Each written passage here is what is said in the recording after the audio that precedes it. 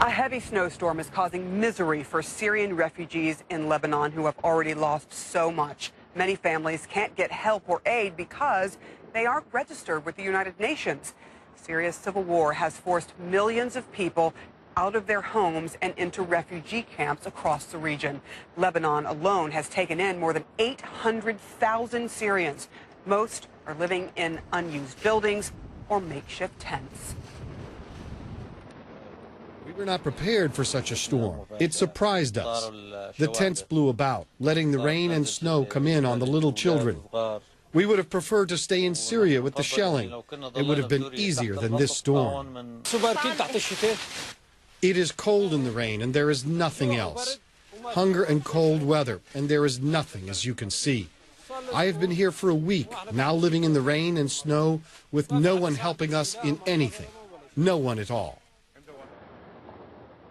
It is a terrible situation, and the storm is expected to last throughout the weekend. Let's go now to Mari Ramos. She is at the CNN World Weather Center with more on this. Mari, this is just a dreadful, no other way to explain it, awful situation for these refugees. I've been to some of these camps.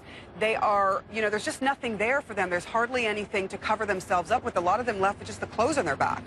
Yeah, and to hear that man say that this completely caught them by surprise, I believe it, because this is very early in the season to be getting this kind of weather. I'm going to take you step by step through this. So let's go ahead and start with the big picture first of all. What we have is extremely cold air here across Eastern Europe. That cold air is dipping all the way down south, even into the Eastern Mediterranean. There we have an area of low pressure, a storm system that is picking up that moisture off the Mediterranean, combining it with that cold air and moisture from the Black Sea as well, and bringing very heavy snowfalls across the region. It's a very slow moving weather system, so it's taking days to move through this area and bringing temperatures that are 5 to 10 degrees easily below the average. And that's the actual air temperature. When you factor in the wind, it makes it much worse. And of course, when you're dealing with people that have no proper clothing, no proper shelter, and maybe wet even, it just makes it extremely dangerous conditions. So I want to show you this. These are the different refugee camps that we've highlighted here, these areas that you see,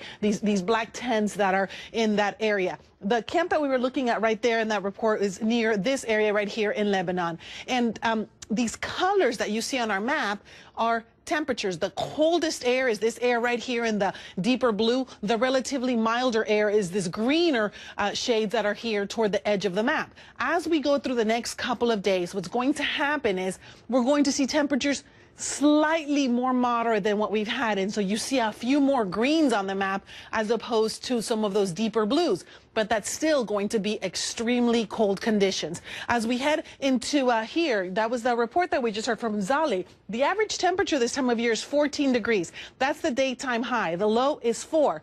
And look at the highs over the next couple of days, barely even making it to what the low temperature should be for that time of year or for this time of year. That is why this situation is so critical, Sarah.